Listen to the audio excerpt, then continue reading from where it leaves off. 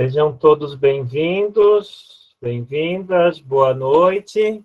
Que nós possamos estar atentos e preparados para a continuação desse segundo módulo, dessa segunda noite do nosso curso.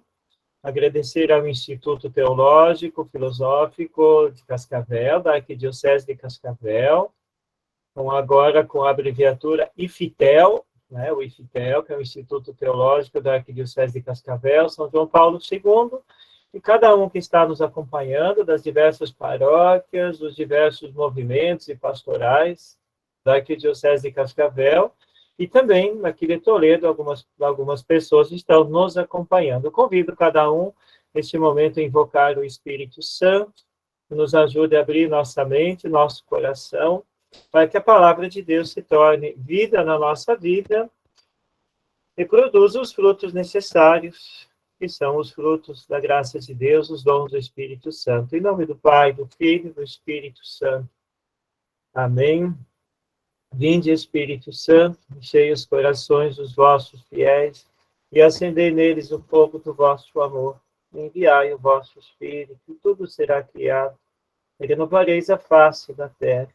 Oremos. Deus, que instruíste os corações dos vossos fiéis com a luz do Espírito Santo, fazer que apreciemos retamente todas as coisas, segundo o mesmo Espírito, e gozemos sempre da sua consolação.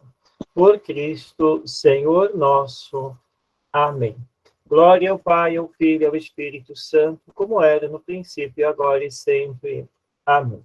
Como inspiração desta noite, o Salmo 37 das Bíblias de Estudo, Salmo 37, Ave Maria é o Salmo 36, Salmo 36, e da Bíblia de Estudo 37, os versículos 27 até o 31. 27 a 31. Tem tudo a ver com o tema de hoje, com a vida de Josué e sobre a promessa que Deus cumpre, concedendo a ele e ao seu povo a terra prometida. Salmo 37 ou 36, 27 em diante. Evita o mal, pratica o bem, e para sempre terás habitação. Repito, e para sempre terás habitação. Pois o Senhor ama o direito e jamais abandona seus fiéis. Os malfeitores serão destruídos para sempre, e a descendência dos ímpios extirpada. Os justos possuirão a terra, e nela habitarão para sempre. A boca do justo medita a sabedoria, sua língua fala o direito.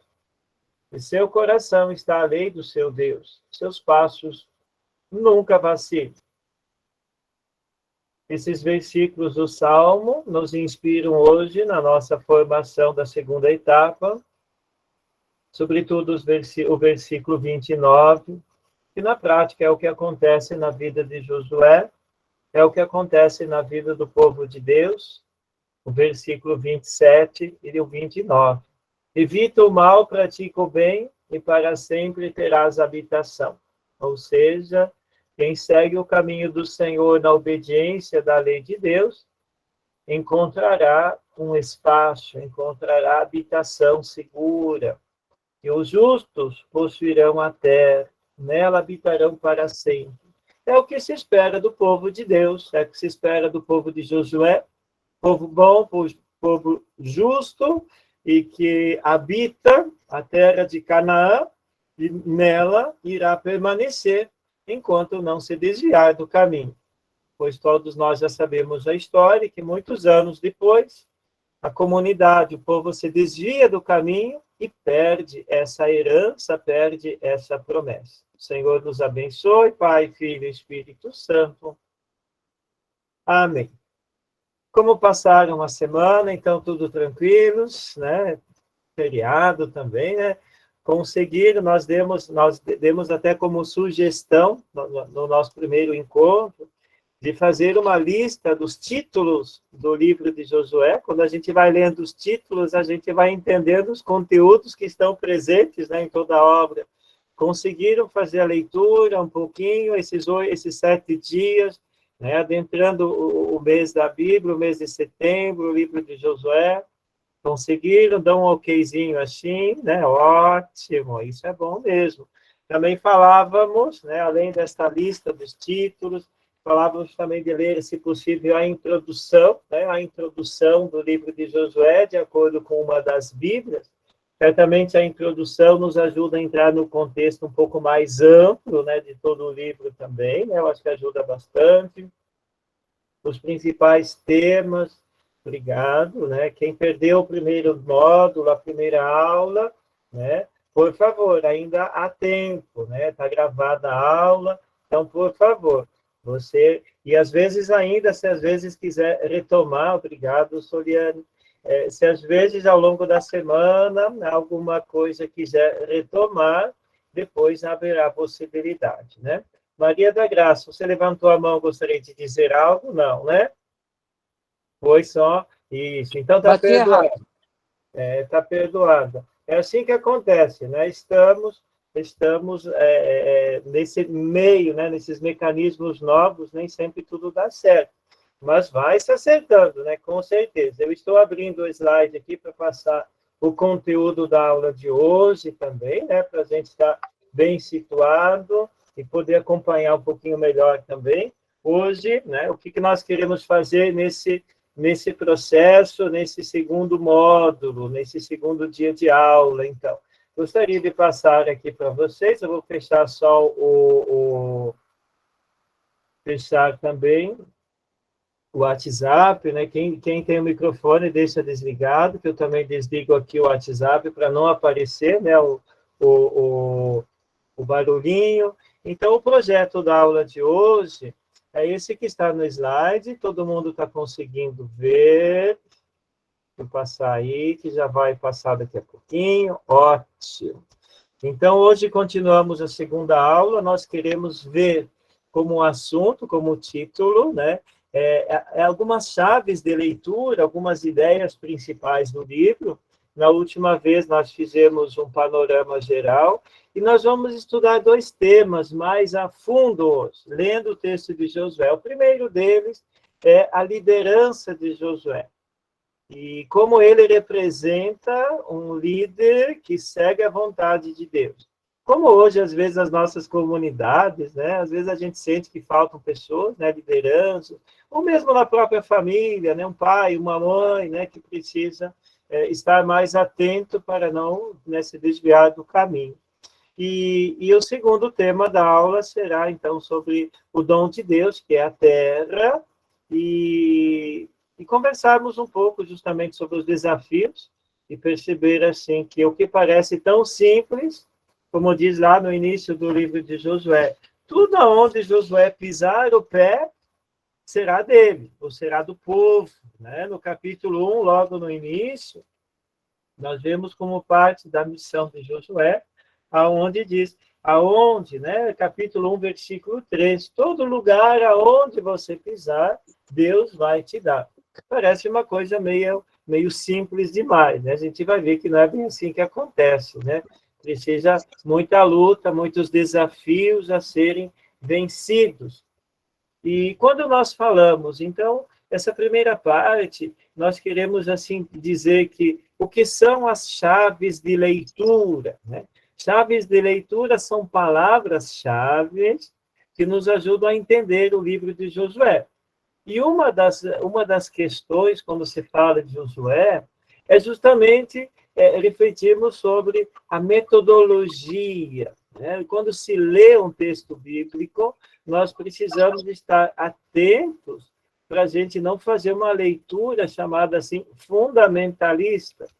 Ainda essa semana nós tivemos uma entrevista aqui na Diocese de Toledo, e Dom João estava presente também, nosso bispo, e nós conversávamos, né, sobre a importância de a gente entender o contexto para entendermos o texto. Né? Interessante. entender o contexto para entendermos o texto.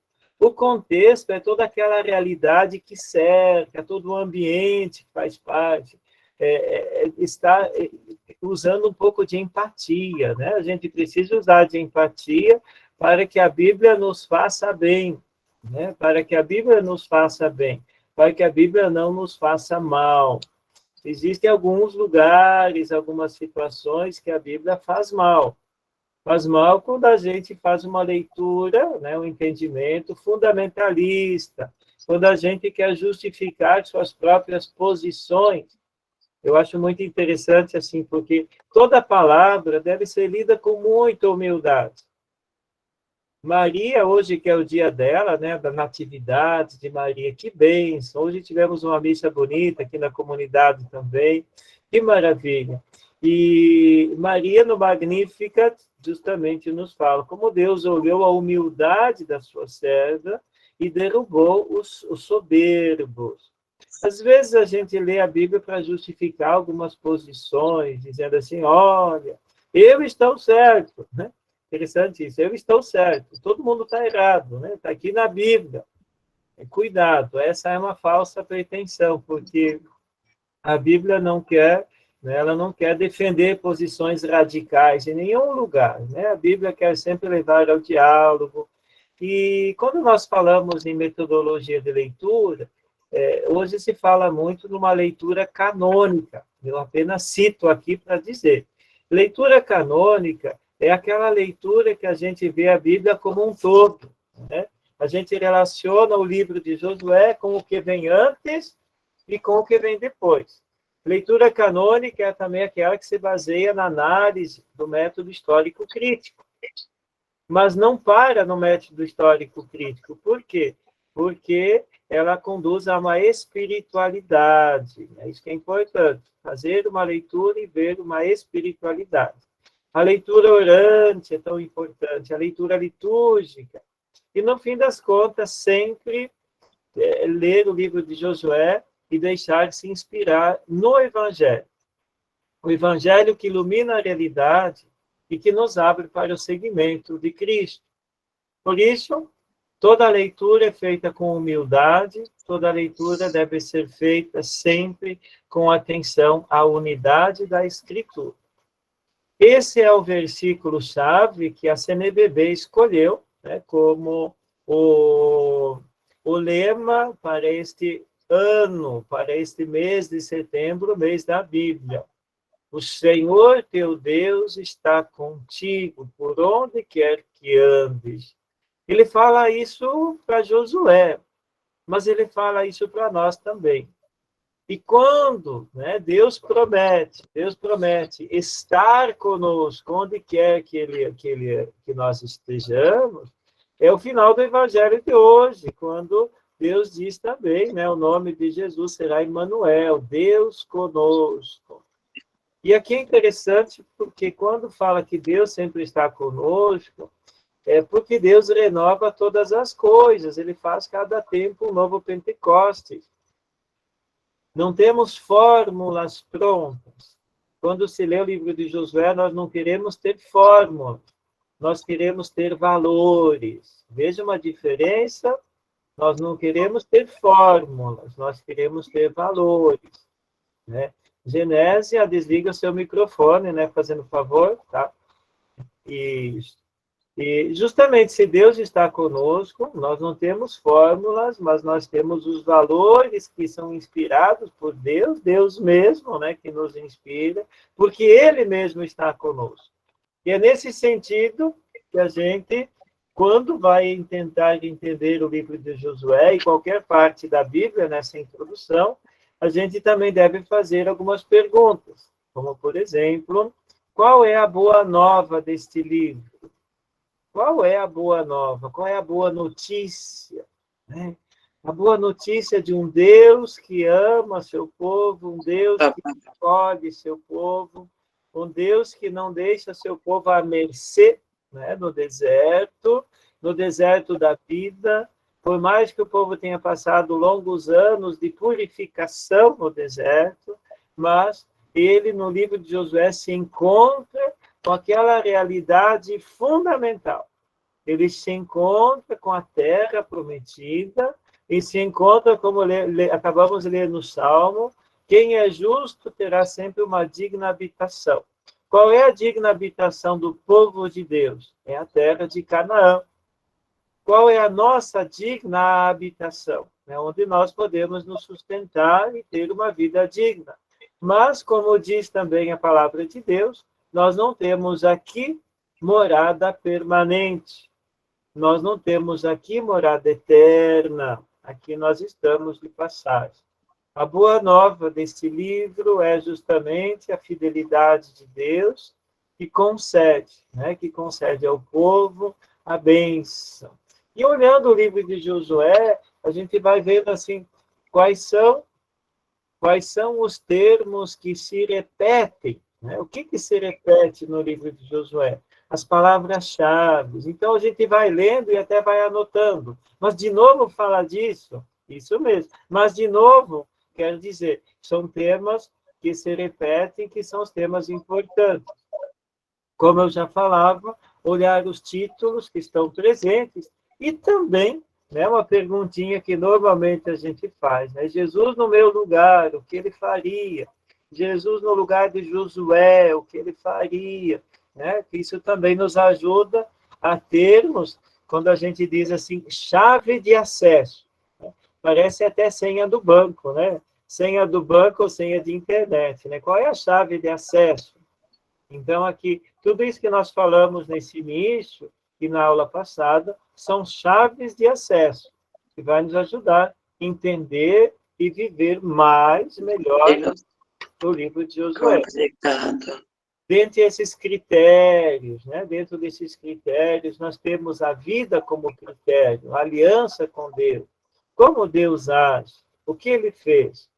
E o povo de Deus que busca, né, o caminho sempre o caminho da salvação. Depois no nosso grupo eu vou postar esses slides com calma, né, para a gente poder olhar. E agora sim, né, nesse primeiro tema, vamos olhar, né, o livro do Deuteronômio no capítulo 31. Deuteronômio é o que vem um pouquinho antes de Josué, como nós falamos. A gente tem que ver o contexto. Então, antes de Josué, o Deuteronômio, no capítulo 31, nos versículos 1 a 8, ele vai nos dizer justamente qual é a missão de Josué. Por que Josué foi escolhido? Qual é a sua missão? Então, esse texto, alguém pode, por favor, né, encontre o texto da Bíblia, abra seu microfone, né, nós vamos dividindo assim, né? Quem quiser já vai se preparando, né? Vai encontrando os textos que estão no slide, nós vamos ir lendo e conversando junto. Então, alguém de vocês abra o microfone e faça essa leitura do primeiro texto. Moisés prosseguiu, dirigindo a todo Israel as seguintes palavras. Tenho hoje 120 anos e sinto dificuldade de movimentar-me. Além do mais, o Senhor me disse, não atravessarás este rio Jordão. É o Senhor, teu Deus, que irá à tua frente. Ele mesmo, à tua vista, destruirá todas essas nações, para que ocupes as terras deles. Josué passará diante de ti, como disse o Senhor. Quando o Senhor fizer com essas nações o que fez com Seom e Og, reis dos amorreus, e com suas terras, destruindo, quando o Senhor os entregar a vós, procedereis com eles exatamente como vos ordenei. Sede fortes e corajosos. Não vos intimideis, nem tenhas medo dele, pois o Senhor teu Deus é ele mesmo teu guia, e não te deixará nem te abandonará. Depois... Tá bom, até aqui já tá... pode ler, leia mais, Joane, pode ler até o final, então, por favor. Depois Moisés chamou Josué, e diante de todo Israel lhe disse, sê forte e corajoso, pois tu introduzirás este povo na terra que o Senhor jurou dar aos seus pais. És tu que lhes dará a posse da terra.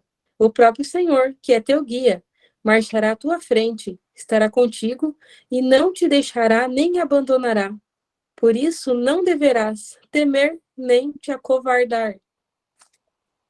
Veja, obrigado, bem bom. Esse texto é muito profundo, porque de fato ele faz essa transição.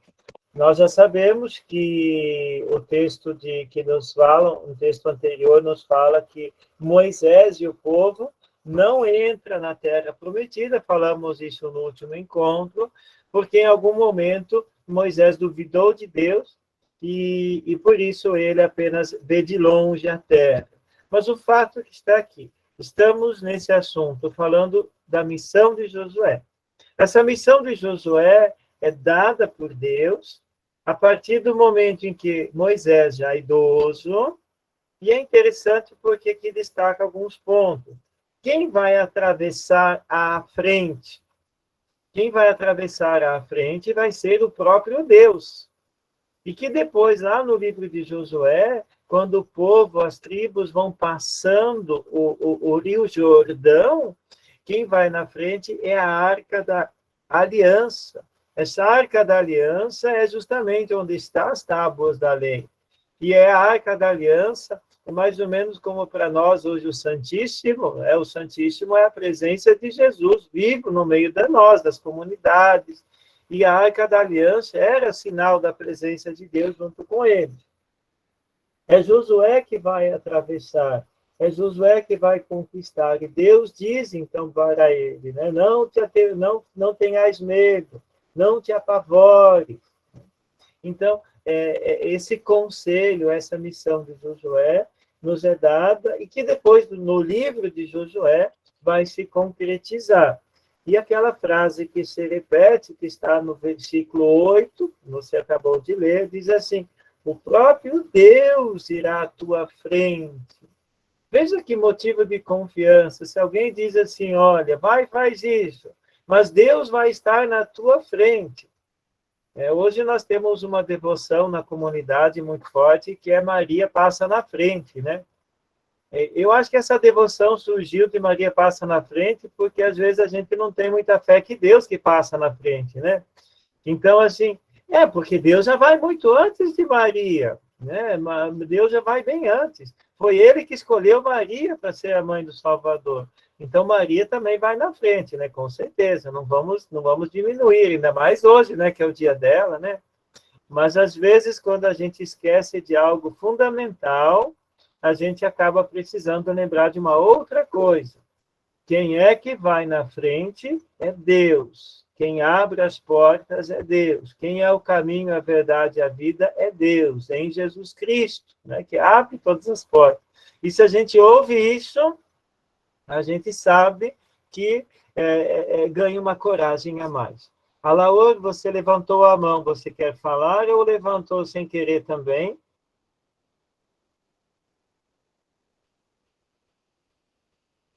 Ótimo. Passo novamente aqui o slide para ver a continuação, né, a continuação do texto. E aí, nessa relação, então, né, nesse espaço que nós estamos vendo, Josué ele cumpre uma dupla missão, mas é uma missão sempre, é uma missão, por mais que a gente entenda que a missão de Josué seja uma missão de protagonista, que seja uma missão de primeira linha, que ele é um herói, mas em última instância a gente sempre vai lembrar que a missão de Josué ela acaba se tornando secundária. Por que secundária? Porque Deus é que vai na frente, Deus é Senhor. Então, assim, você atribui tudo a Josué, vírgula, sempre com Deus na frente, né? Josué conquista, né? Josué lidera o povo, Josué conquista a terra prometida, Josué é fiel a Deus, sempre Deus vai na frente. E a dupla missão de Josué é caracterizada por esses versículos que estão lembrados ali. Alguém pode ler os primeiros 2 e 3 do capítulo 1 de Josué?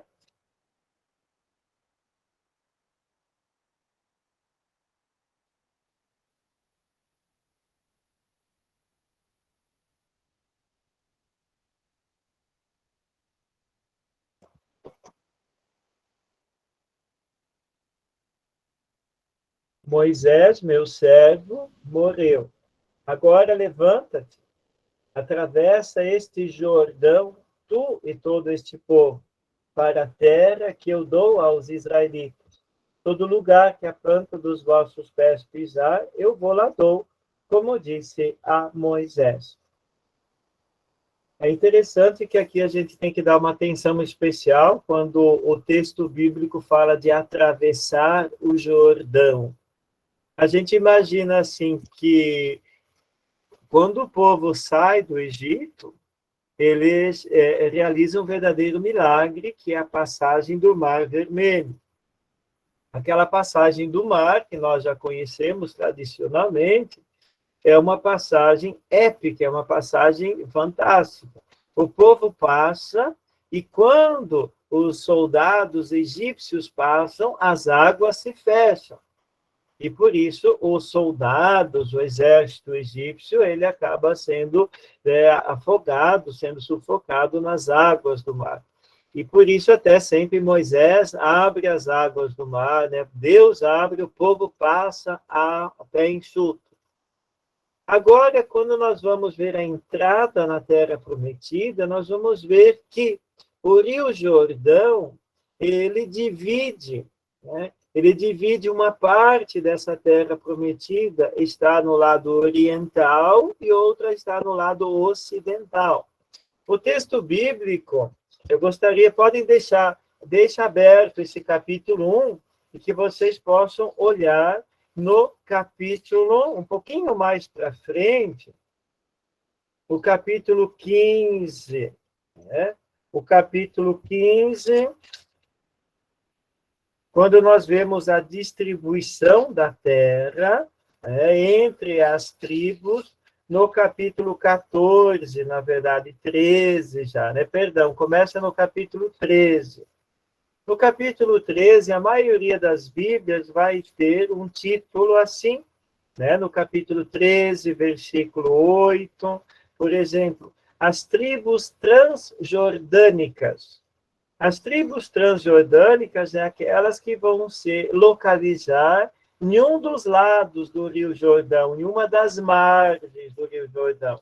Enquanto as outras tribos, elas vão atravessar o Rio Jordão, e, portanto, esse atravessar o Rio Jordão é muito interessante. Por quê? Porque essa travessia do Rio Jordão, ela vai acontecer da mesma maneira que o povo atravessou o Mar Vermelho, aos pés enxutos. Por quê? Porque a Arca da Aliança estava com eles. E essa travessia, quem vai lendo o texto, né, nós vamos ver, essa travessia do Rio Jordão, ela está descrita no capítulo 3, no início do capítulo 3 do livro de Josué. Josué levantou-se de madrugada e partiu de Setim com todos os israelitas. Vieram até o Jordão e ali pousaram, antes de atravessar. Ao fim de 3 dias, os escribas percorreram o acampamento e ordenaram ao povo: quando virdes a arca da aliança do Senhor vosso Deus sendo carregada pelos sacerdotes levitas, vós também partireis do vosso lugar e seguireis. Todavia haja entre vós e a arca um espaço de cerca de 2.000 côvados. Não vos aproximeis dela. Assim sabereis qual caminho tomar, pois jamais passastes por esse caminho. Josué disse ao povo: santificai-vos, porque amanhã o Senhor fará maravilhas no meio de vós. Então, essa travessia do Rio Jordão com o povo é visto como um gesto, um fato fantástico, miraculoso, justamente fazendo memória a outra passagem, que é a passagem do Mar Vermelho. E aí nós temos também a citação do Êxodo. Alguém leia para nós o Êxodo 33, 1 a 3, fazendo o favor. Qual é essa terra prometida que eles estão buscando, que eles estão conquistando? Javé disse a Moisés: vamos, para daqui com o povo que você tirou do Egito, e vá para a terra que eu prometi para Abraão, Isaque e Jacó, quando falei que a daria para a descendência deles. Vou enviar na frente de você o meu anjo, para expulsar os cananeus, amorreus, heteus, ferezeus, heveus e jebuseus. Suba para uma terra onde corre leite e mel, mas eu não subirei no meio de vocês, que são um povo de cabeça dura, porque eu os exterminarei no meio do caminho. Palavra do Senhor. Graças a Deus, Juliana, obrigado. Então, essa terra que é prometida é este lugar onde já está habitado. Não é um lugar desabitado. É um lugar onde existem alguns povos, os cananeus, os amorreus, os heteus, os fariseus. Depois a gente vai ver esse conflito que existe entre a chegada de um novo povo, como migrantes, e aqueles que são os nativos. Mas essa terra prometida aqui é aquela aonde corre leite e mel, onde mana leite e mel. Esta linguagem, mana leite e mel, é a linguagem da abundância. São dois recursos naturais. O mel de abelha, que a própria natureza fornece, e que hoje nós sabemos como é saudável, né, e como é importante.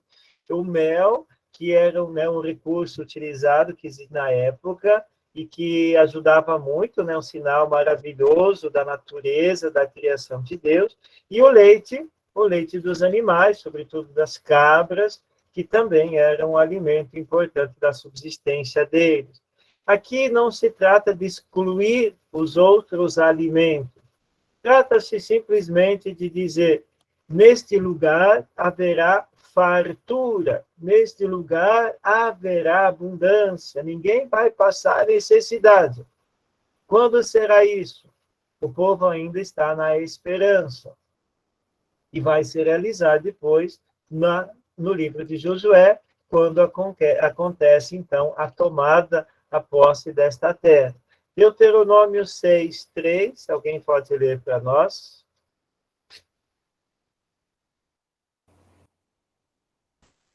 Tu os ouvirás, pois, ó Israel, e cuidarás de cumpri-los, para que sejas feliz e te multipliques copiosamente na terra que mana leite e mel, como te prometeu o Senhor, o Deus de teus pais. Uhum. Obrigado, Flávia.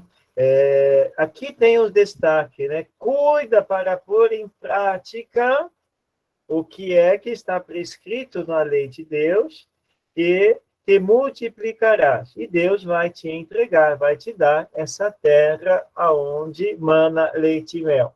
A gente percebe que a posse, a chegada, a conquista, que é a missão de Josué, ela é colocada como critério, como exigência, a vivência da lei de Deus. E quem pisa os pés na terra prometida e recebe esse prêmio, esta habitação, este lugar abençoado, é porque está sendo fiel a Deus. E depois a segunda missão, a dupla missão, né, a segunda parte da missão de Josué, é aquela que está no capítulo 13:6, de fato, distribuir, repartir a terra, que não pode ser monopólio de alguns, não pode ser posse de alguns. Nós vamos ver porque às vezes a gente repete alguns termos, porque de fato eles são importantes. Josué é conquista e é partilha desta mesma terra. Alguém quer ler para nós 13:6? Todos os sidônios eu os expulsarei, e diante dos israelitas deves apenas repartir a terra como herança a Israel, conforme te ordenei. Agora, portanto, divide esta terra com herança entre os 9 tribos e a meia tribo de Manassés. Está ótimo. Obrigado, Américo. Qual é a missão de Josué? Vai ser repartir, distribuir a terra. E por que só tem 9 tribos e meia? Né? Interessante, quem já está lendo o livro de Josué já vai entender. Por que tem 9 tribos e meia ao invés de 12? É porque aqui está chegando do outro lado do Rio Jordão. 2 tribos e meia vão receber a terra do lado oriental, do lado do oriente do Rio Jordão, ou seja, do lado de lá. E 9 tribos e meia, 2 e meia do lado de lá e 2 e 9 e meia deste lado. Por quê? Como nós entendemos que tem essa meia tribo? É porque uma tribo, a tribo de Manassés, como diz no capítulo 13, versículo 29, 13 e 29, diz, Moisés tinha dado a meia tribo de Manassés, isto é, foi para a meia tribo dos filhos de Manassés uma parte, segundo os seus clãs, e tiveram por território, então aí, a tribo de Manassés é dividida em 2 partes, uma fica de um lado do rio e a outra fica do outro lado do rio. Aquelas 2 tribos e meia que vão estar da Transjordânia, que vão estar do outro lado do Jordão, é a de Ruben, de Gad e a meia de Manassés, que vão estar do lado de lá. Ruben, Gad e metade de Manassés, 2 e meia. E 9 e meia deste lado. Então, fica claro, né, o que Moisés vai ter que fazer então. Lembremos desse título, Josué é um líder segundo o coração de Deus. Ele realiza, ele vem fazer a vontade de Deus. E por quê? Porque assim como o Senhor esteve com Moisés, estará também com ele. Josué não se afastava da tenda do Senhor. Ele possuía um estreito relacionamento com Deus. Vamos ler esse texto do Êxodo 33, 11. Consta que nos tempos de Moisés, enquanto Moisés estava realizando algumas atividades, o nosso amigo Josué, ele era da equipe de intercessão. Quem é da renovação sabe o que eu estou falando. Enquanto tem alguém trabalhando, alguém pregando, os intercessores ficam rezando, ficam orando, ficam diante do Santíssimo. E o que acontece com Josué? Capítulo 33, versículo 11 do livro do Êxodo. Alguém quer ler para nós?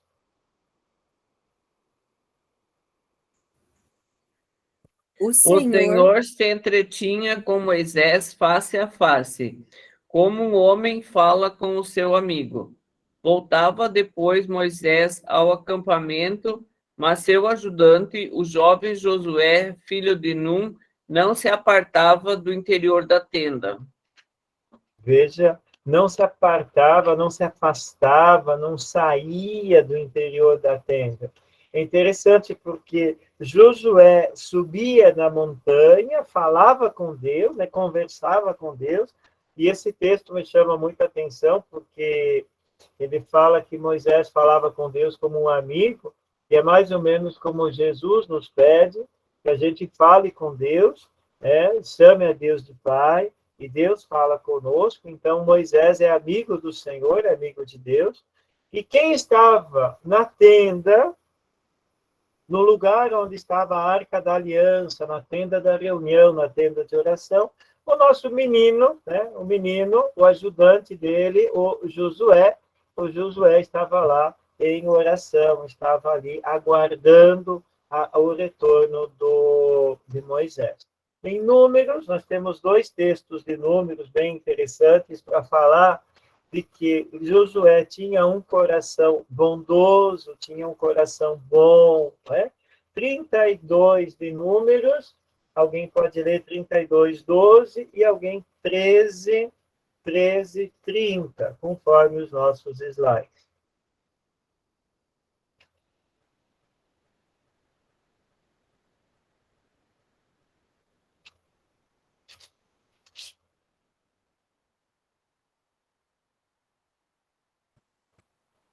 exceto Calebe, filho de Jefoné, o cenezeu, e Josué, filho de Num, que seguiram fielmente o Senhor.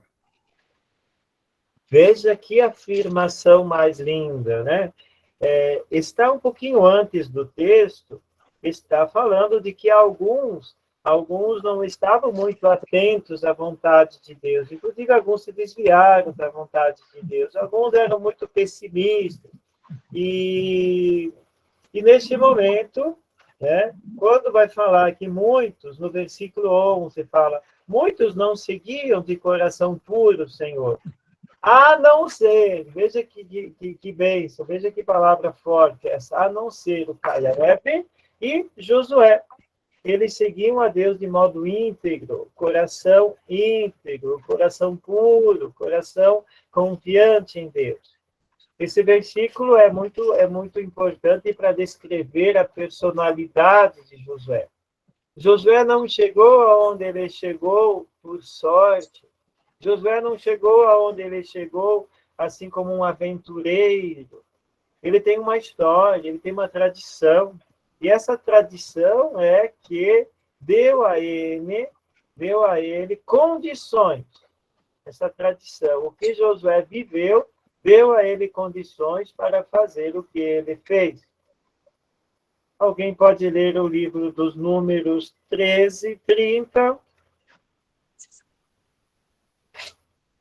Então Calebe fez o povo ficar em silêncio diante de Moisés e falou: temos que subir e tomar posse dessa terra. Nós podemos fazer isso. Veja que essa frase também, ela é bem emblemática, ela é bem forte. Um pouquinho antes vai dizer que alguns enviados que foram conhecer a terra prometida, eles falaram que nessa terra prometida era muito difícil chegar, porque as cidades eram fortificadas. Diz o versículo 28, um pouquinho antes. Contudo, o povo que habita é poderoso. As cidades são fortificadas, muito grandes. Também ali vimos os filhos de Enac. Os amalecitas ocupam a região do Negueb. Os heveus, os amoreus, os jebuseus, a montanha, os cananeus, a orla marítima e ao longo do Jordão. Então, esse versículo 20, então, Calebe, ouvindo essa visão negativa daqueles que falaram assim, olha, vai ser quase impossível nós conquistarmos a terra prometida. E Calebe diz para quem que Calebe diz? Calebe fez calar o povo reunido e disse, devemos marchar, devemos caminhar e conquistar essa terra. Realmente podemos fazer isso. E se realmente podemos fazer isso, é uma frase motivacional.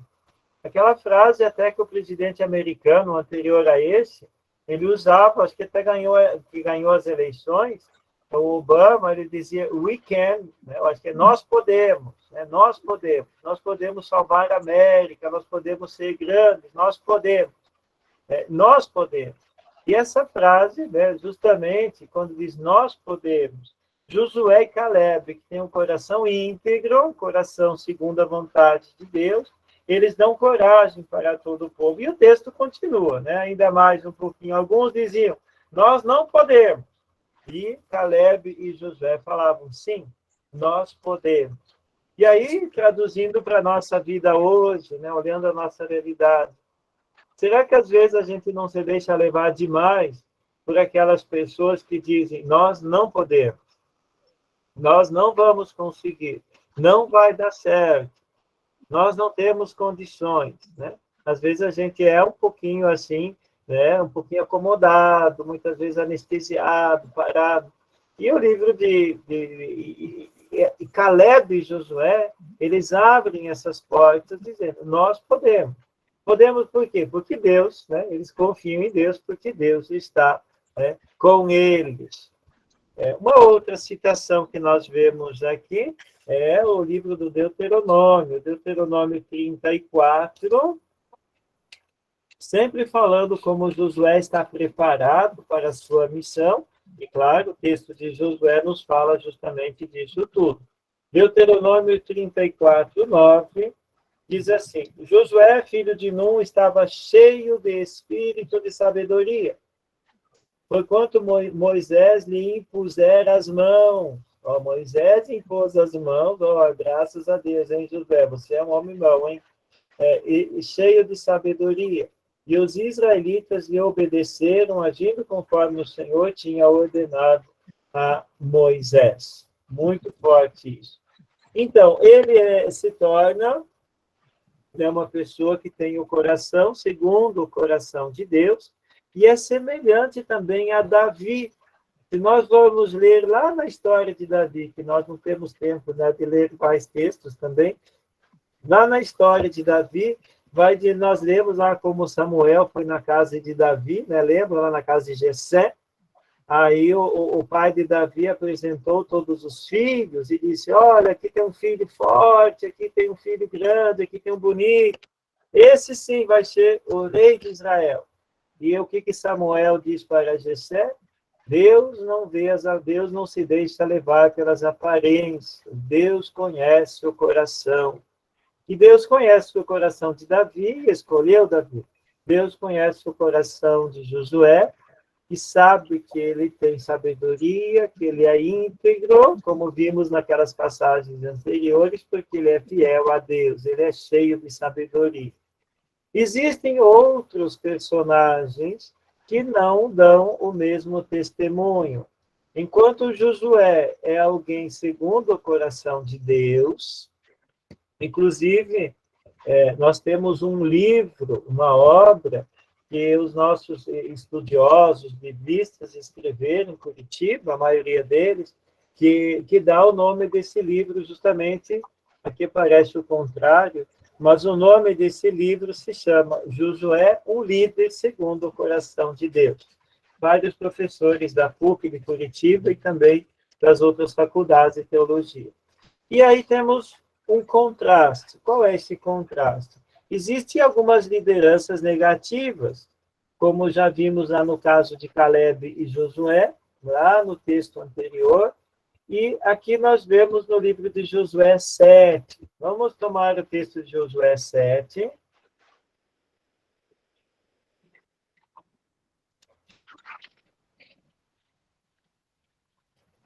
Existia uma norma, né? Existia uma norma de que todas as cidades conquistadas precisavam ser destruídas e as pessoas, o povo não poderia fazer uso dos despojos de guerra, não poderia se apropriar dos bens, das coisas. Por isso, e nem as pessoas também deveriam, né, por isso não podiam ser escravos. Existem alguns lugares em que, quando existe guerra, conflito, normalmente quem vence, quem domina, ele se apodera dos bens e se apodera das pessoas. As pessoas se tornam escravas e os bens se tornam riqueza. É meio óbvio isso, né? Meio óbvio. No caso de Josué, isso vocês vão estudar mais aprofundadamente no último módulo, né? Daqui a 14 dias, no último módulo. Por isso eu não vou aprofundar esse tema chamado dos anátemas. O que se faz com os bens, com as cidades que são tomadas pelos israelitas? Elas precisam ser destruídas. Nada se pode pegar, não se pode usufruir. Essa é a norma. O porquê dessa norma, depois vocês vão entender mais para frente. Mas se existe uma norma, é interessante, né? Porque sempre tem alguém que desobedece, não é verdade? Vocês já viram uma norma que não tem ninguém que desobedece? É até interessante, né? Mas tem uma norma e surge um cara, né, chamado Acã, né? O Acã é aquele que vê os despojos da cidade de Ai, né, o nome da cidade, e ele vai lá e pega coisas para ele. Ele apoderou-se de alguns bens que estavam ali. Aí a gente já sabe o que acontece, né? Como os jovens dizem assim, deu ruim, né? Deu ruim. Então, no capítulo 7, alguém pode ler para nós esses versículos? o versículo 1 e depois pula do versículo 18 a 21.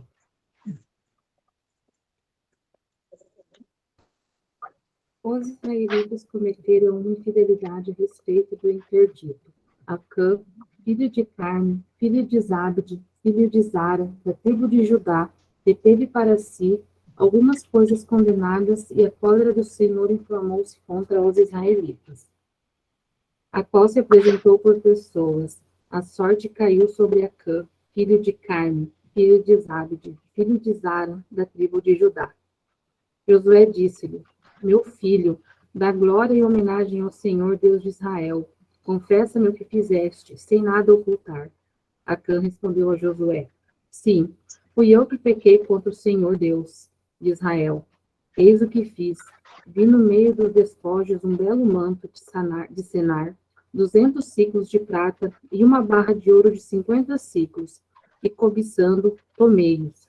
Tudo isso se acha escondido na terra, no meio de minha tenda, e a prata debaixo do manto. Tá ótimo, obrigado. Veja que interessante, né? Tudo ia tão bem, né? Tudo ia tão bem, e de repente parece alguém que, né, pisa na jaca. Esse Acã, ele faz algo justamente que Deus proíbe. Ele deteve, ele apoderou-se das coisas que estavam, né, nessa cidade de Ai, e que havia sido, né, e aí o que acontece? Né? O que acontece? Depois o texto continua dizendo que a partir daí o povo, ao invés de continuar conquistando, ao invés de continuar tomando posse das cidades e dos diferentes lugares, eles já não conseguem mais. Então, diz assim, no capítulo 7, versículo 5, os homens de Ai mataram cerca de 36 dos homens deles, e os perseguiram desde a porta até Sabarim, e na descida os derrotaram. Derrotaram o povo de Deus. Então o coração do povo desmaiou, e a sua coragem se derreteu. Ou seja, interessante a linguagem que estou lendo da Bíblia de Jerusalém. Quem tem alguma outra Bíblia, às vezes tem uma linguagem um pouco diferente. Alguém pode ler para nós, numa outra tradução, essa última frase? O que aconteceu com o coração do povo? O coração do povo derreteu, se tornou-se como água. Veja, né? Uma linguagem, né? A linguagem simbólica, né? O coração é bem o contrário do que disse antes Deus lá para Josué. Seja forte, seja corajoso, não tenha medo de nada. Por que Josué e por que o povo se desanimou? Justamente pelo pecado, justamente pela desobediência, pela infidelidade. A infidelidade e desobediência faz com que todos os projetos desmoronem, faz com que todos os projetos não sigam em frente. Lá mais para frente, no capítulo 7 ainda, no versículo 10, Deus disse a Josué: levanta, porque permanece assim prostrado sobre teu rosto. Veja, até o próprio Josué ficou abatido, ficou prostrado. Deus disse então: Israel pecou, violou a aliança que eu lhe concedi, que eu ordenara. Sim, tomou do que era anátema e até o furtou, também o dissimulou e ainda o colocou entre as suas bagagens. E continua, né, explicando um pouquinho mais o texto. Acã transgride a aliança. E Josué, continuando o nosso texto, Josué é fiel e obediente. Aqui, quando nós falávamos de que Acã, ele se apoderou dos bens, da onde não devia, né, que nós acabamos de ler, o que ele pegou o quê? Pegou coisas, né, o manto, o que nós acabamos de ler no final do capítulo 7, cobiçou e tomou um belo manto, 5 prata, ouro. E é interessante porque quando se fala que ele tomou, Eu só não estou lembrado aqui se ele tomou da cidade de Ai ou de uma outra cidade que foi conquistada anteriormente, se foi de Jericó. Aí eu não sei exatamente qual das duas, eu acho que é de Ai. Ele pegou, ou da cidade que foi conquistada anteriormente. Precisamos ver o detalhe. Se alguém encontra essa citação que vai dizer de que cidade Acã pegou, por favor, fale para nós. Mas a certeza é essa. Alguém falhou, e quando falhou, teve as consequências, né? Teve consequências. E esse contraste entre Josué, que é um líder segundo o coração de Deus, segundo a vontade de Deus, enquanto Acã é o desobediente, nós vemos, então, o critério, né? Esse critério é o que está no capítulo 23 do livro de Josué. Lá na renovação da aliança, vai aparecer os critérios para ser fiel à lei de Deus e para receber a promessa. Alguém pode ler para nós 23, 15 e 16?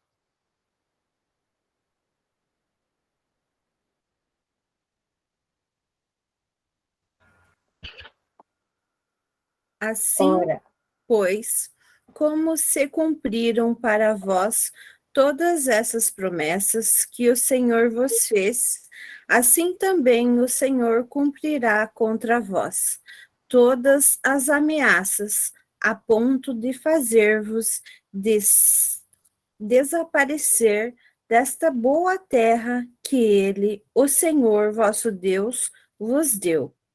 Se violardes a aliança que o Senhor vosso Deus vos ordenou, e fordes servir a outros deuses, prostrando-vos diante deles, então a ira do Senhor se acenderá contra vós, e logo desaparecereis da boa terra que ele vos deu.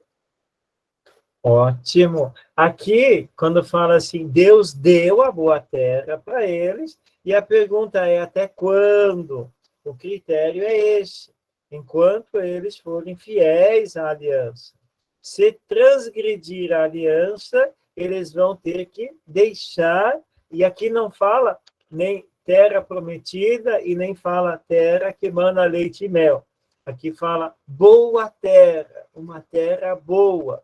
É interessante esse adjetivo que é dado para essa terra.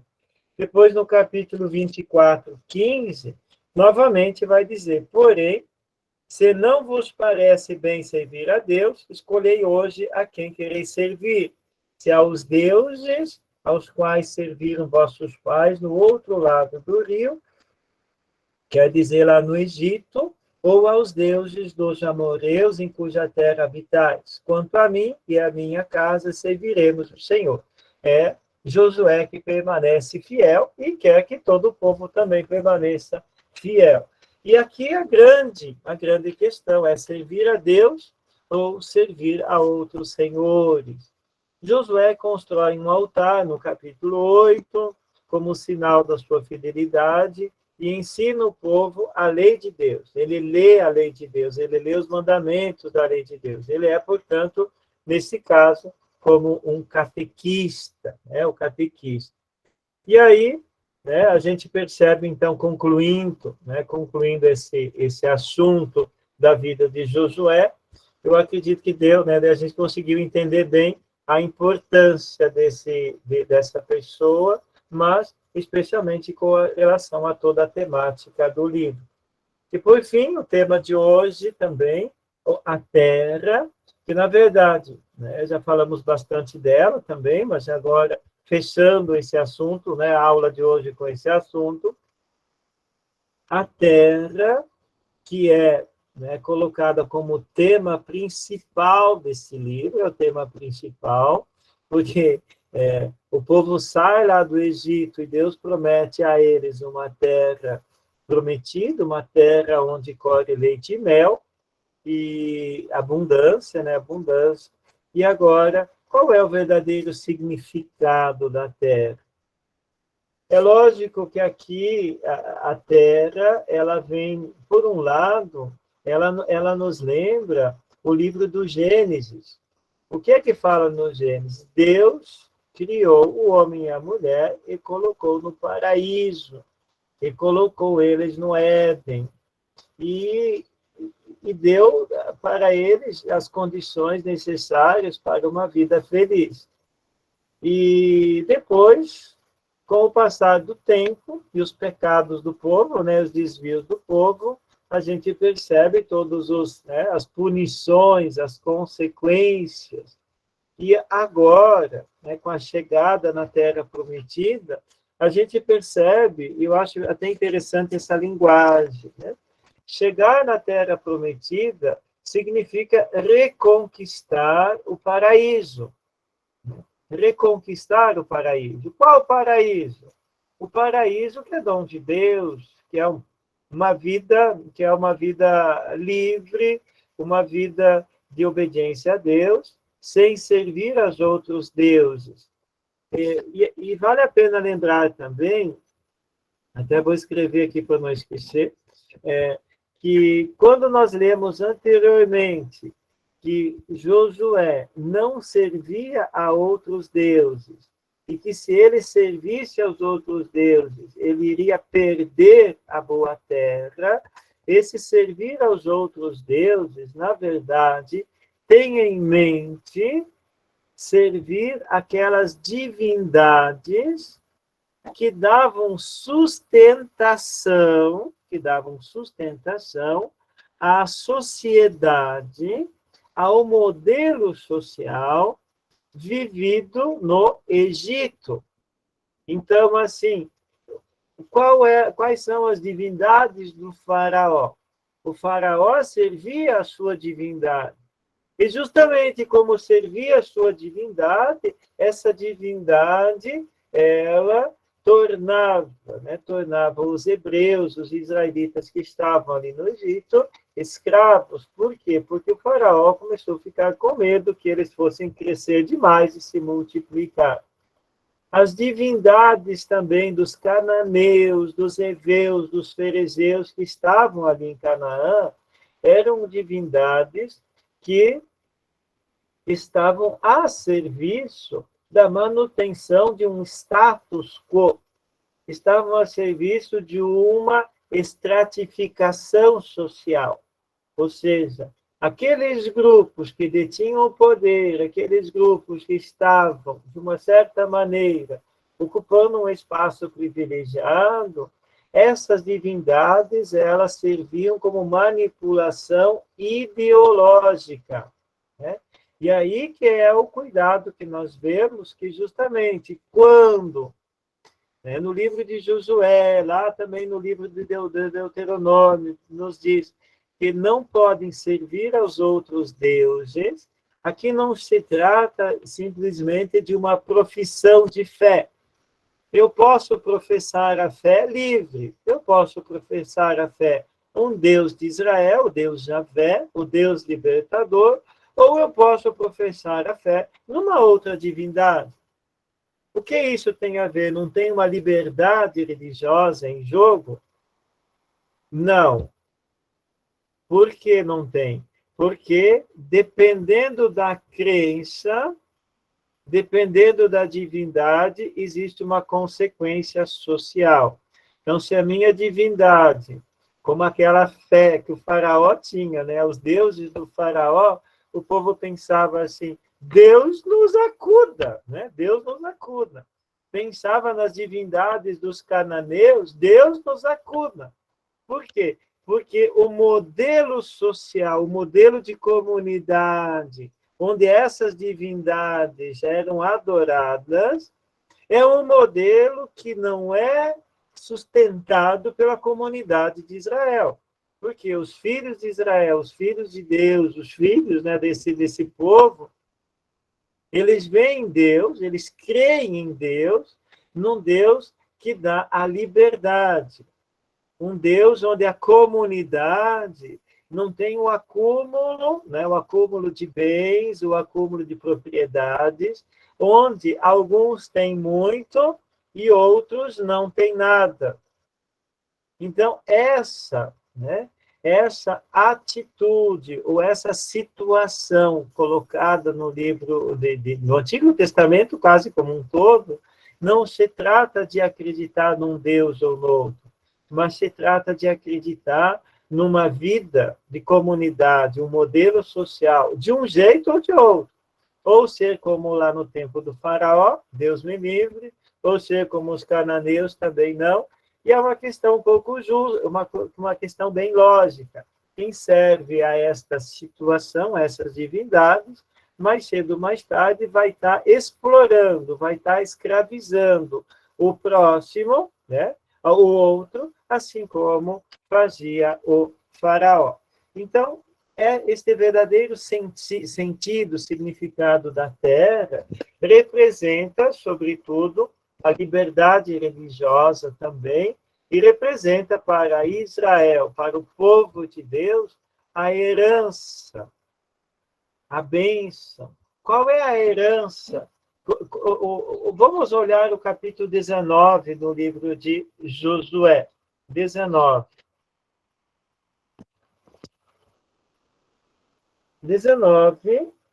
No final de cada uma das tribos que recebe a sua parte na posse da terra, por exemplo, 19:9.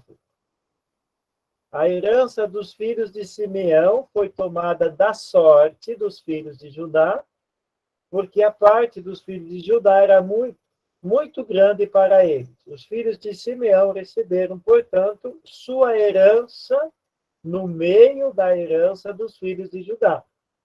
Capítulo 19, versículo 16. Esta foi a herança dos filhos de Zabulon. Capítulo 19, 23. Essa foi a herança dos filhos de Isacar. A terra que foi conquistada, ela não se torna posse. Repito, a terra conquistada não se torna posse. Por que não é posse? Porque ela é uma herança, quase que uma espécie de usufruto. Enquanto Deus existir, né, veja lá, é até um pouco interessante, isso aí não está escrito no livro, essa é a analogia que eu estou fazendo. Enquanto Deus existir, essa terra pertence a Deus. Porque é Deus que concedeu em herança para o povo.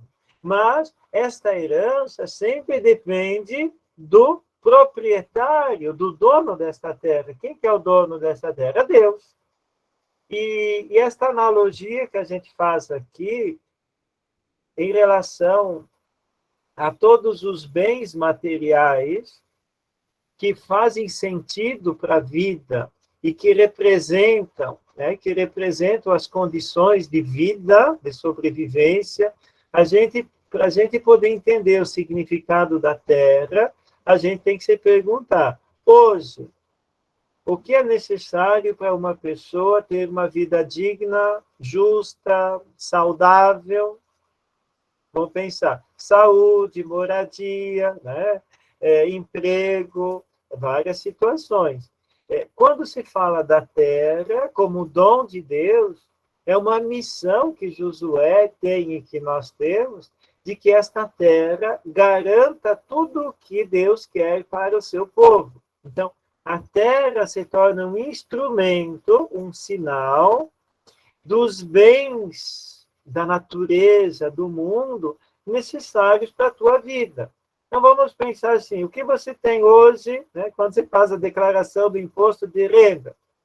Eu tenho um apartamento, tenho uma casa, tenho um carro, tenho não sei o quê. Tá, isso é tua propriedade. A pergunta que eu falo, até quando você tem isso? Vai depender de quem isso. É o que Jesus diz no Evangelho. Aprender a despojar-se. Despojar-se não significa jogar fora, não significa desprezar, mas significa não apegar-se. E o povo de Israel, ele tem várias leis que vão favorecer esta distribuição igualitária, essa distribuição das terras, de acordo com as necessidades do povo. Inclusive, aqui tem todo o sentido do ano sabático. Cada 6 anos, o 7º ano, não se planta nada na terra. Por quê? Porque ela precisa descansar. E no 8º ano se planta e se colhe o dobro.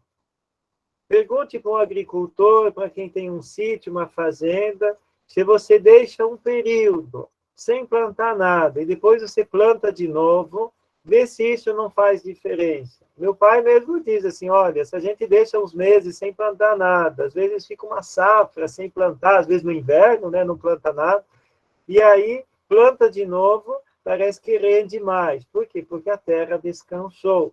Às vezes hoje a gente faz o contrário, né? A gente coloca muito adubo, coloca isso e aquilo para poder tirar mais, né? 2, 3 safras até. Também o ano do jubileu, que era uma das tradições que está lá no Levítico, existiam muitas leis que preservavam a terra como patrimônio da família. Inclusive, cada 49 anos, né, 7 anos de 7, né, quando chegava no jubileu, quando chegava no ano 50, as terras deviam voltar para os antigos donos. Alguém fala assim, padre, mas isso é um absurdo, onde já se viu uma pessoa que trabalhou, que lutou e que comprou mais, né? Depois vai ter que devolver. É óbvio, né? É uma situação assim, dizendo assim, você acumulou 5 fazendas, você agora e o outro não tem nada, é hora de todo mundo, cada um ter o seu pedacinho, o seu lugar, né? A sua casa, enfim, é o necessário para a sua vida. É interessante, porque aí a gente pensa assim, olha, não adianta a gente só investir, né, e ter coisas, porque em algum momento eu vou ter que dividir de novo, né? Interessante esta lógica. A missão do povo que recebe esta terra como dom é fazer com que ela não seja um objeto a ser tomado como posse, como propriedade. Ela é um dom, ela é herança, ela é de Deus. E nós fazemos uso dela para nós sobrevivermos, para nós vivermos, para nós termos o que comer. Cultivar a terra, viver a partir dos bens materiais, não só da terra, do trabalho, enfim, ter uma casa, ter um aconchego, uma habitação, é necessário, sim, mas temos os perigos. Os perigos são o acúmulo, o perigo é o consumismo. Lá em Deuteronômio, no capítulo 8, né, vai mostrar também alguns cuidados, alguns perigos que nós precisamos ter. Por quê? Porque diante dos bens, Jesus mesmo nos diz, né, cuidado para não servir a 2 senhores. Cuidado, porque é muito difícil um rico entrar no reino dos céus. Quando a riqueza se torna, às vezes, um atrapalho para a gente chegar perto de Deus. Muitas e muitas vezes não acontece isso, mas muitas vezes acontece. Entre eu e Deus, né? Quando eu sou pobre, quando eu tenho poucos bens, poucas coisas, entre eu e Deus não tem nada. Tem só a fé, né? Quando temos mais coisas, entre nós e Deus acaba se tornando, às vezes, algumas barreiras. Também, o texto, ele destaca, o livro de Josué, como que se dá essa distribuição da terra. Não é que uma tribo seja melhor do que a outra e, por isso, vai receber condições melhores. Ele vai fazer a distribuição de acordo com a vontade de Deus, como uma questão, ele usa a palavra sorte. Sorte aqui não é jogar na loteria, né, na Mega Sena. Sorte aqui quer dizer de acordo com a vontade de Deus. Inclusive, uma tribo que recebeu muito, aqui como a tribo de Simeão, depois diz assim, ela recebeu uma herança muito grande. Perdão, a tribo de Judá. A tribo de Judá recebe uma herança muito grande.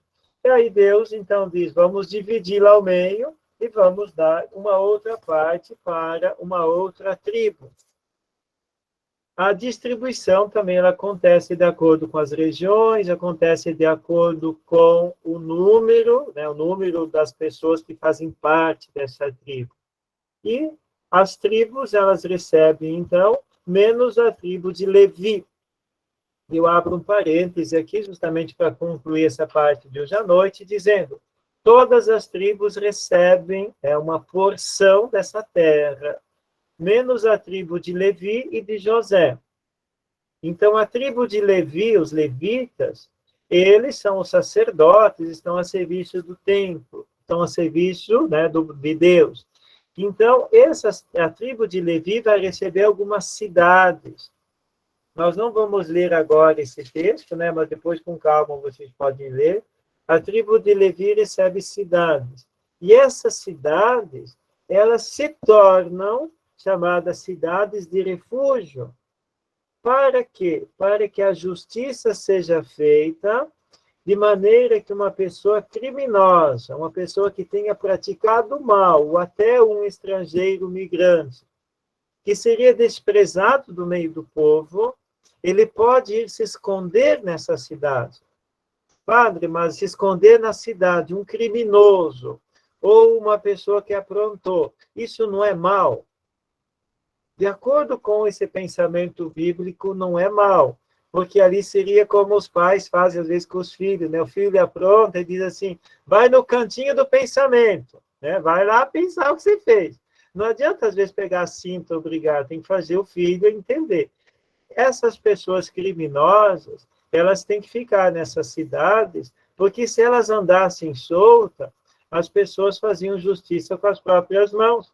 A lei do talhão, olho por olho e dente por dente. Então, quem aprontou? Ele, de certa maneira, encontrava misericórdia de Deus já no livro de Josué, já no Antigo Testamento. Porque essas cidades, e é uma inspiração interessante, seriam quase que como casas de recuperação, seriam lugares para esperar o momento da justiça, ver se a pessoa não muda de vida, ver se a pessoa não se converte. E quem cuidava dessas cidades eram os levitas. E se alguém aprontava e andava no meio do povo, poderia, portanto, ser julgado, condenado à morte. Olho por olho e dente por dente, né? Agora, se fosse se esconder, se proteger nessas cidades de refúgio, eles tinham uma segunda chance. Ou seja, possivelmente eles seriam salvos, porque seriam como que cidades da misericórdia. Lá em Levítico 25, nós temos as várias leis que protegem o patrimônio familiar, né, que protegem também a terra, e a gente aprende que não basta ter a terra, é preciso saber usá-la, é preciso manter a fidelidade a Deus. Mais uns 2, 3 slides que mostram essa divisão da terra e que mostram também alguns cuidados, né, do âmbito histórico, onde vai dizer que alguns povos ou alguns lugares não foram tomados pelos israelitas, mas eles permaneceram no meio do povo. Quer dizer, a conquista, né, dessa terra, ela aconteceu às vezes de uma maneira parcial ou pacífica. Tá? Mas isso depois a gente vai poder ver nos próximos encontros, né, também. Então, eu concluo agora, deixando espaço para algumas conversas, né, um pequeno diálogo. Quem quiser fazer alguma pergunta, por favor, deixa eu ver se alguém anotou aqui no chat alguma pergunta. Quem está pensando em fazer alguma pergunta, por favor, eu não fiz ainda, vou fazer. Josué e Caleb, Juliano, bem isso mesmo, né? Com pessoas otimistas, mas otimistas com os pés no chão, né? Otimistas, né, no chão. Em Jericó, viu uma capa bonita. Então, eu falava na metade da nossa aula que Acã, ele cobiçou e pegou os bens que estavam na cidade de Ai. Na verdade, Acã, ele pegou os bens que deveriam ter sido destruídos da cidade de Jericó, de acordo com a Patrícia, ela que me escreveu aqui, né? E depois, quando o povo foi conquistar a cidade de Ai, é aí que eles não conseguiram, por quê? Pelo pecado, pela falha, pela infidelidade de Acã. Quem quiser fazer uma pergunta, abra seu microfone, por favor. ou fazer só um comentário também, né? Fique à vontade.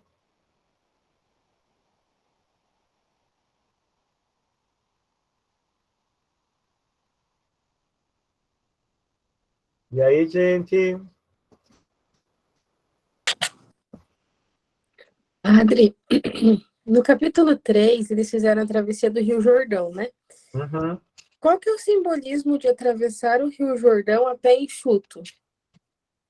Uhum. O fato de dizer pé enxuto, é Joane, é isso mesmo que pronuncia seu nome? Sim. Eu vi que está produzindo vários videozinhos ali da sua empresa, né? Parabéns por usar, né, esses recursos. Às vezes a gente tem um pouquinho de medo, né? De vez em quando eu assisto ali teus marketing. Por que o pé enxuto? Existem alguma linguagem, às vezes, que quer dizer algo mais do que está escrito. Então, assim, atravessar um rio, né, um riacho, o Rio Jordão, a pé enxuto, o mais importante é dizer assim, o povo foi andando, o rio se abriu, e o povo passou, e os pés continuaram enxutos, né? Os pés continuaram sem se molhar, ou, de fato, quer dizer que o fato de passar este rio, eles não se afogaram, eles não pereceram, eles conseguiram transpor a barreira, né, a barreira de um rio, conseguiram transpor sem se afogar, ou sem perecer. E passar aos pés enxutos é justamente como um ato miraculoso, dizendo assim, quem pode passar um rio sem molhar os pés ou sem molhar o corpo inteiro? Impossível. Quem faz coisas impossíveis? Deus. Então, assim, quem faz coisas impossíveis? Deus. O impossível é atravessar um rio a pé enxuto. Por quê? Ou os pés sem se molhar, né? Isso é impossível, mas Deus consegue fazer isso. Então, na prática, isso que está escrito, Joane, mais do que tudo, não se trata assim de dizer, será que não molharam mesmo os pés? Né? Será que não sei como Deus abriu as águas do rio? Na verdade, é dizer assim, Deus realizou mais um dos seus milagres, Deus realizou o seu poder, e o povo conseguiu passar o Rio Jordão, conseguiu transpor essa barreira. Talvez hoje nós poderíamos dizer assim, quantas coisas que nós temos quase que como impossíveis, que nós precisamos transpor, que às vezes a gente vê do outro lado, que nem Moisés viu do outro lado, e não passou a pé enxuto, e não passou de jeito nenhum. Por quê? Nem ele, nem muita gente do povo. Então, quantos de nós poderíamos estar conquistando, buscando algo a mais, uma bênção a mais, uma promessa a mais do outro lado, e nós não fazemos isso por medo, por falta de coragem, por infidelidade, às vezes, a Deus, né? Então, é mais esse sentido, um pouquinho. Deus realiza coisas impossíveis, Deus nos faz passar para o outro lado. E na vida prática nossa também pode significar uma nova fase, né? Talvez na vida prática pode significar uma nova fase. Qual que é a tua próxima fase na sua vida, né? Vida de aposentado, seja um aposentado feliz, né? A sua vida né? Qual que é a sua vida? Mudou de emprego, né? Vai para outra empresa feliz, atravessa, né? Atravessa essa mudança na sua vida, atravessa os pés enxutos, né? Porque a maioria das pessoas, quando mudam, né? Ou até, às vezes, quando vivem um luto, né? O luto, elas acabam não conseguindo atravessar os pés enxutos. Muitas vezes as pessoas se molham, muitas vezes as pessoas sofrem, né? É interessante essa analogia também. Palavra em aberto. Algum comentário positivo, né? O próximo encontro, eu vou estar só assistindo junto com vocês, porque vai ser o outro padre que vai fazer a aula com vocês. Então, aproveitem hoje, porque senão depois eu não vou poder falar mais muito, né? Foi compreensível o assunto? Vocês conseguiram entender? Foi bom?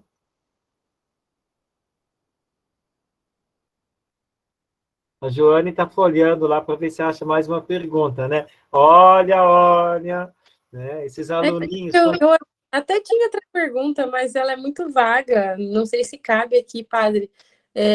Por que motivo? Fiquei pensando, por que motivo a CNBB escolheu esse livro para esse ano? Mas, enfim, não sei se tem a ver com o tema, então Você nem... pergunta... Não, mas é óbvio. Eu devia ter falado na aula passada.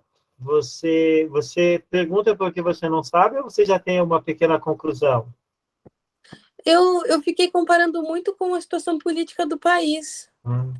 Ah, tá. Na verdade, normalmente os textos são assim: um ano é um livro do Novo Testamento e outro ano do Antigo.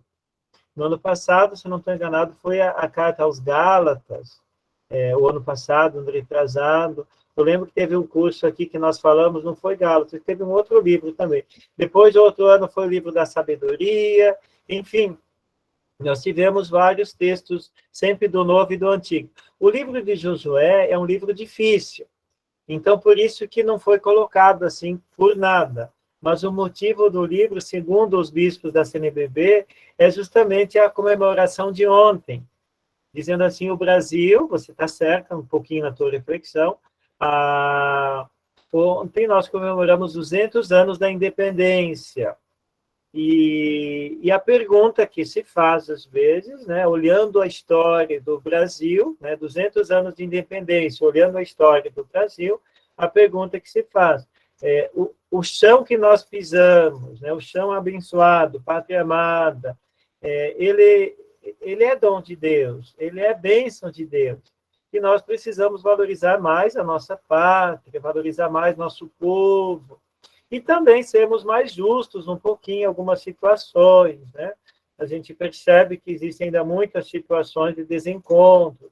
E aqui não se trata de eleição, né? Aqui não se trata de eleição, aqui se trata, às vezes, de uma visão política das coisas, né? No Brasil, as empresas que mais ganham dinheiro hoje, né? Quem mais ganha dinheiro, isso não é o que eu estou falando, né? São empresas, indústrias que não têm a ver com as necessidades básicas do ser humano. Ou é banco, ou é cerveja, né? São coisas assim que... E a pergunta é, será que isso é justo? Será que precisamos ter isso? Por que às vezes não poderiam ser empresas ligadas ao mundo alimentício, por exemplo, né? Ligadas à alimentação, ligados a necessidades básicas, enfim. Mas é para a gente pensar, viu, Joane? Joane, a gente não pode ter a resposta pronta. Tem gente que já pensou assim, está criticando o candidato a presidente, está criticando o outro, está dizendo assim, toma juízo. Talvez sim, né? Talvez não, mas nós não podemos ter respostas prontas. É para a gente ler, meditar, refletir, e aí pensar um pouquinho mais sobre, né, as nossas posições, também as nossas situações. Vale a pena, tem muita coisa boa. Agora eu quero falar. Por favor. Quando o senhor falou sobre isso, eu havia feito uma reflexão durante a leitura da semana do livro de Josué, justamente com a questão da terra. Então, o que acontece? Para mim, Deus criou a terra para que o homem compartilhe com união, com amor, e é isso que o livro de Josué vem me trazer, a necessidade de nós termos essa convicção que a terra não é um produto de grandes latifundiários, ela deveria ser partilhada por todos. E eu analisando o Brasil, inclusive quando eu dava aula, né, eu trabalhava muito com essa questão de quem é esse solo, a quem pertence e para quem ele vai ser destinado. Então eu estou gostando muito. Pena que, né, não é pena, mas ele pega uma parte política necessária, onde eu tenho que ver qual é o meu objetivo. Se eu recebi essa terra maravilhosa das mãos do Criador, eu não tenho direito a explorar a terra explorando os meus irmãos. Então, é nesse ponto que eu vi o livro de Josué. Eu gostei muito da pergunta da Joane, justamente porque ela, garanto que ela fez essa reflexão. E ficou, puxa, e agora, né? Mas então eu percebo que a CNBB nossa, como os bispos são abençoados, justamente no momento onde que tantos brigam por um pedaço, explorando o próximo, nós temos aqui uma reflexão da palavra dizendo, calma lá, cristão católico, o que você está fazendo como cristão? O que você quer? Né? Então, essa aí foi uma reflexão muito boa que eu fiz. E é isso, eu acho assim, já fechando então agora, né, o nosso obrigado Beto Fiore também, que fez o comentário, dizendo que o microfone não estava funcionando, mas tudo bem, obrigado a atenção de todos, mas dizer justamente, não chegarmos com respostas prontas, abrir a mente para refletir, para pensar, para ver, eu comparo a Terra com todos os bens necessários para a subsistência, então, assim, o que precisa? Né? Então, a gente vê, assim, que às vezes, muitas pessoas estão preocupadas justamente com acúmulo, em ter mais, e vai chegar um momento na vida que vai ter um grande sofrimento, porque vai chegar à conclusão que vai ter que deixar tudo, né? Infelizmente, ou felizmente, né? A morte, o momento da morte, diz o livro da sabedoria, né? A morte, ela democratiza tudo, né? Você todos vão estar o caixão vai ser, né? Só vai mudar, às vezes, um pouquinho o modelo do caixão, o resto, todo mundo. Então, a gente não pode esperar esse momento, mas a gente tem que né? Aproveitar cada momento da nossa vida, usufruir desses bens e ter o cuidado, justamente, que não se trata, claro, é um pouco de utopia, um pouco do sonho, mas se trata, por exemplo, né, a gente vê tantas coisas tão, né, simples assim, né, no tempo da pandemia. Por que uma agulha que 10 dias antes custava R$1, depois que começou a pandemia que faltou, ela passou a custar R$5? Eu dei só um chute, um exemplo. Porque um gás, uma situação hospitalar, por quê? É porque tem alguém ganhando mais, né, do que precisa, isso é óbvio. Né? As licitações, as coisas. Então, pedir a Deus sempre aquilo que é o mais simples. Né? O mais simples é viver o que Deus nos pede, trabalhar com honestidade, ser humilde, amar o próximo, ter os valores, né, a família, trabalhar, lutar, pensar em deixar, né, alguma coisa para os filhos, é bom, né? Mas é isso mesmo. Então, agradeço a participação de todos. Denilson, obrigado por nos orientar aí também. E gostaria de convidar a todos para esse momento de bênção, através de Maria, da sua natividade, Nossa Senhora da Luz, que veio à luz, e a intercessão dos seus pais. Eu tenho aqui uma capela dedicada a São Joaquim e a Santa Ana, que são os pais de Nossa Senhora, né? Então, que São Joaquim e Santa Ana intercedam ao Pai por nós e nos concedam uma noite abençoada e que a palavra de Deus produza muitos frutos. O Senhor esteja convosco, Ele está no meio de nós. Abençoe-vos, Deus Todo-Poderoso, Pai, Filho e Espírito Santo. Amém. Eu desejo que vocês continuem lendo ao longo da semana, não deixe assim para pegar a Bíblia só na semana que vem, não vai fazer bem, né? Sejam aplicados. Usem a Bíblia para estudar, para rezar e para viver melhor, tá?